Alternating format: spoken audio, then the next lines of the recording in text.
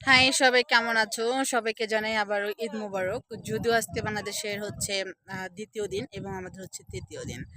তো আপনারা এসকে মিথিলাকে চেনেন, সবাই প্রতিনিয়ত দেখেন, মাঝে মাঝে কিন্তু মাস্ক ছাড়াও আসে।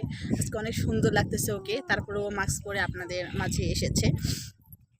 তো যাই হোক, আপনারা অনেকেই কিন্তু অনেক প্রশ্ন করে থাকেন কমেন্টের মাধ্যমে যে মিথিলার বিয়ে হয়েছে কিনা, সে বিয়ে করবে কিনা, ও রিলেশনশিপে আছে কিনা, অনেকে অনেক প্রশ্ন করেছেন। তো আজকে আশা করি এই ভিডিওর মাধ্যমে আপনারা আপনাদের প্রশ্নের উত্তর পেয়ে যাবেন। তো চলেন শুরু করা যাক। মিথিলা, তুমি কি বিবাহিত? মুখ ফুটে বলো, ওভাবে বললে তো কেউ বুঝবে না। একই ধরনের প্রশ্ন।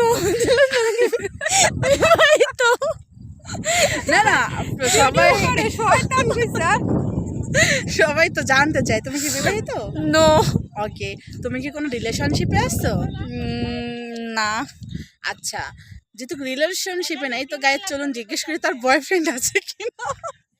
তো মিথি, তোমার বয়ফ্রেন্ড আছে? নো। অ্যাকচুয়ালি গাইস, রিলেশনশিপের যেহেতু নাই, বয়ফ্রেন্ড থাকবে না, তারপরেও আমি খুঁটিয়ে প্রশ্নটা করলাম।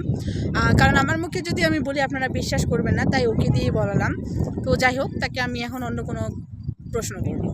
আচ্ছা মিতি, তুমি এই জর্ডানে আজ কতদিন হলো এসেছো? 1 বছর 6 মাস চলে।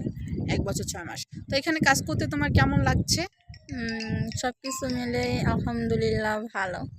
আচ্ছা, তোমার কতদিন থাকার ইচ্ছা আছে?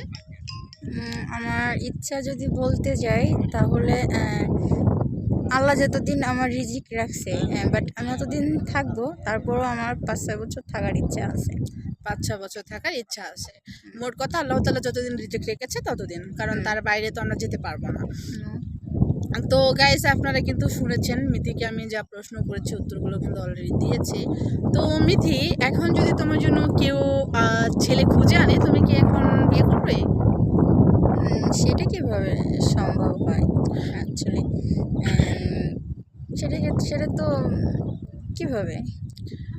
না, মানে তোমাকে এই প্রশ্নটা করার কারণ হচ্ছে তুমি মনে হয় খেয়াল করছো না, ইতিমধ্যেই অনেকে কমেন্টে আর কি এসব কথা বলছে, এই জন্য তোমাকে বললাম। তো অ্যাকচুয়ালি গাইস, মিথির এখন বিয়ে করার কোনো ইচ্ছে নেই। সে দেশে যাবে বা কিছু করবে, তারপর সে তার মনের মতো ছেলে দেখে বিয়ে করবে। তো আচ্ছা, যাই হোক, আরেকটা কোশ্চেন, অনেকে আছে তোমার সাথে কথা বলতে চায়, তুমি কি কথা বলতে চাচ্ছ এখন? না, এখন আমি অ্যাকচুয়ালি কাজকে অনেক ভালোবাসি আর নিজের সততার সাথে সবসময়ের জন্য কাজ করতে চাই বা কাজ করি। সততা বলতে এটা যে কোনো কাজই নিজের বিশ্বাসের সাথে করা উচিত। আর আমরা যদি নিজের বিশ্বাসের সাথে কাজগুলো করে যাই তাহলে আমরা সফলতা একদিন ইনশাল্লাহ আসবে। আপনারা ইতিমধ্যে জানেন যে আমি একটা গার্মেন্টস শ্রমিক। আমি যে জর্ডান যেহেতু কাজটি একটা গার্মেন্টস বিষয় আসছি, তো তার পাশাপাশি আমি একটা বিজনেসের সাথে জড়িত। অনেকে অ্যাকচুয়ালি জানে, অনেকে জানেন না। যারা জানেন না তাদের জন্য বলতেছি, আমি ডিএক্সএন কোম্পানিতে ইসের সাথে অ্যাকচুয়ালি জড়িত আছি। তারপরে আমার আরও কাজ আছে। তো এই জন্য আমি কোনো ছেলে এত প্যারা নিতে চাচ্ছি না আসলে। তো আচ্ছা, যাই হোক, শেষ মুহূর্তে আমি একটা কথা বলতে চাই।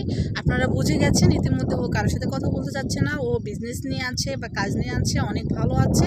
হ্যাঁ, পরবর্তীতে ও সব কিছু করার পর যদি মনে হয় যে সে কারোর সাথে কথা বলবে, তাহলে সেখান থেকে কাউকে সিলেক্ট করে নেবে করবে। আশা করি আপনাদের প্রত্যেকটা কমেন্টের উত্তর পেয়ে গেছেন। তো সবাই ভালো থাকবেন, সুস্থ থাকবেন, বাই।